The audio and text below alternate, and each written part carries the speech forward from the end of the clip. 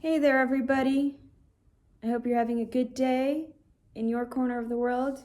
I'm having a beautiful November day in my corner of the world. It's a very chilly day, but the sun is out, and I just love it when it's cold outside, but the sun is out, and it warms you up, and it's just nice to be outside, even though it's wintertime or almost winter time.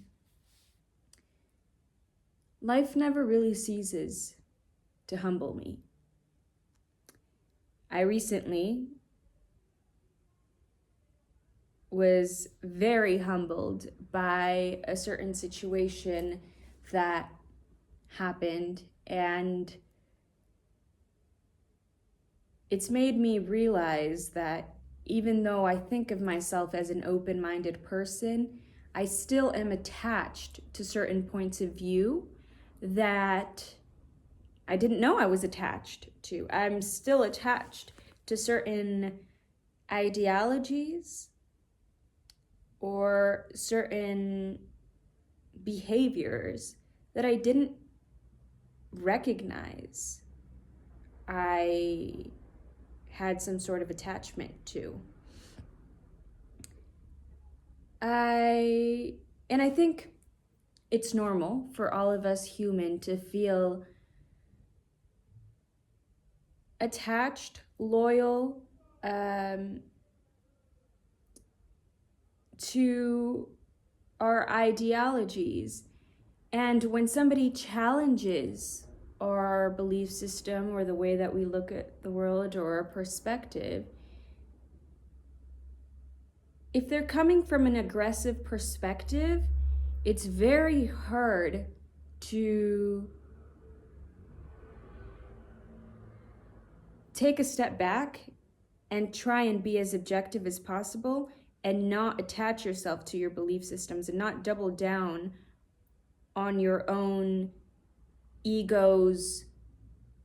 ego's proclivity to defend itself.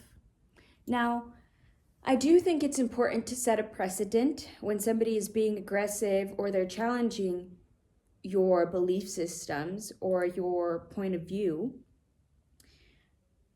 I think if they're being aggressive in the way that they relay that information, in the way that they challenge your perspective, it's important to put a precedent and let them know that they can't treat you that way, or they can't speak to you in a disrespectful way.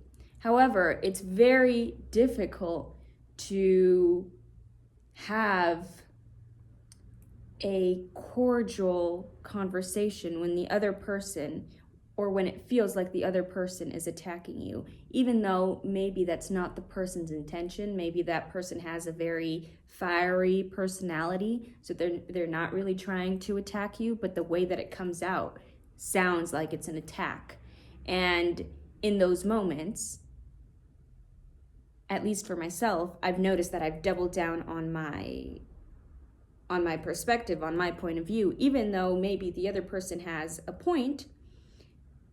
The way they relay the information makes me feel a little more defensive than usual. And recently I had something like this happen, and the person was giving me very constructive criticism, and they had some very good points. But since they were relaying that information in an aggressive, accusatory way, or at least that's how I interpreted that, I started to get defensive and double down on my point of view and my perspective. And I started to reject what they were saying and really attach myself to what I believed in that moment.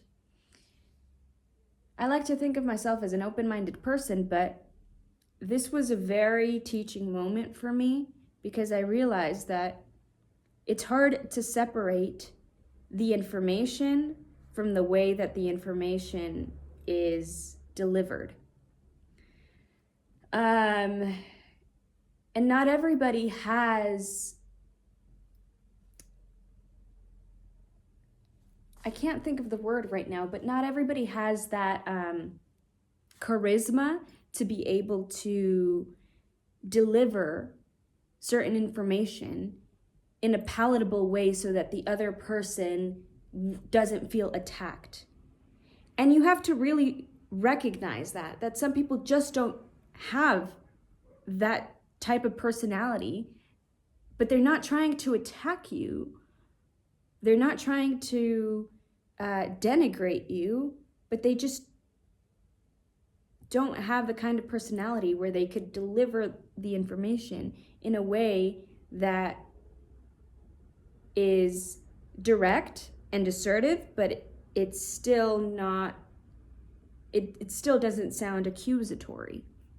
So anyway, when that person was giving me their constructive criticism and their information and the suggestions, they had some very good points. But since they began to give me that information in a very aggressive way, I started to become defensive of my point of view.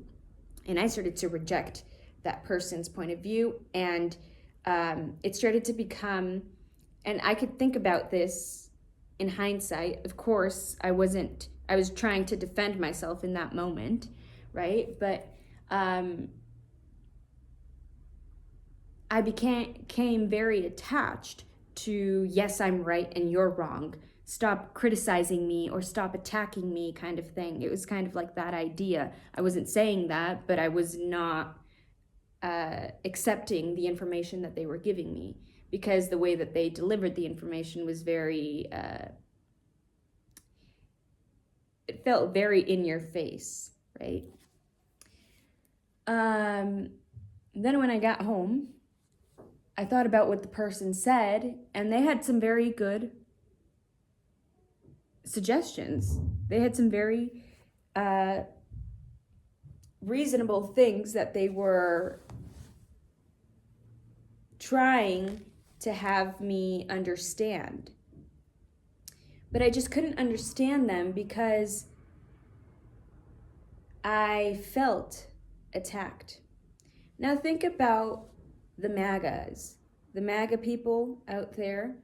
Everybody is attacking them. Oh, you're wrong. Why did you vote for Trump? And why did you do this? And the country is shit because of you, blah, blah, blah. You're a piece of shit. Usually when you feel attacked, you're more likely to double down on your ideas than to accept what the other person is saying or listen to what the other person is saying, because it's just difficult to do that because pride gets in the way. You don't want to feel like, you don't want to look like a pushover or somebody that can get treated poorly. If somebody attacks you and says, hey, it's your fault for this and this and this, and if they start attacking you, or it sounds like they're attacking you, the information that they're giving you sounds accusatory, even if they have a point, it's hard to accept that information when you feel attacked. But when you sit down with the person and try and deliver that information in a palatable way, in a way that they can understand, in a way that doesn't bruise their ego, but also challenges their belief system, they're more likely to go home and rethink about their position in life or their point of view or whatever it is that you're talking about. So with the example that I have just been through, I'm humbled because now I understand. I understand that it's not just the information that counts, it's how you deliver it. And you have to be mindful of that. And it's hard because if you don't have that kind of personality and you're a very assertive person and you like people to be assertive back, but you don't mind if they're more on the aggressive side, so you just like somebody that's, clear cut and dry. You may think that it's okay to deliver that information to everybody in a clear cut and dry way, even if it sounds aggressive and that wasn't your intention. But no, I guess we have to learn how to deliver things in a way that doesn't attack a person's ego. That doesn't mean you have to walk on eggshells. No. That doesn't mean that you have to change the way your whole personality. No, but just be mindful of that. And when somebody doesn't accept what you're saying or your point of view, maybe the way that you're delivering it, maybe it sounds like you're attacking them. And now they feel like it's more than just the ideology that they have to defend. It's their person, their human being that they have to defend. Like, you can't treat me that way kind of thing. So, yeah, just be mindful of that. And life always humbles you. It really does. And it has humbled me for sure, because now I understand that sometimes I may be the one who's in the wrong, not because my point of view is wrong or because my point of view is right, but sometimes I deliver information that is way too, it may sound accusatory, or it may sound like I'm making the other person feel inferior, but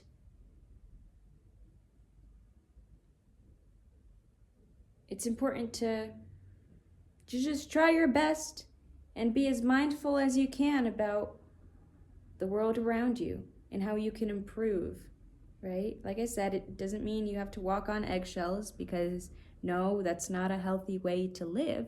But just be mindful. Treat others the way you want to be treated, but then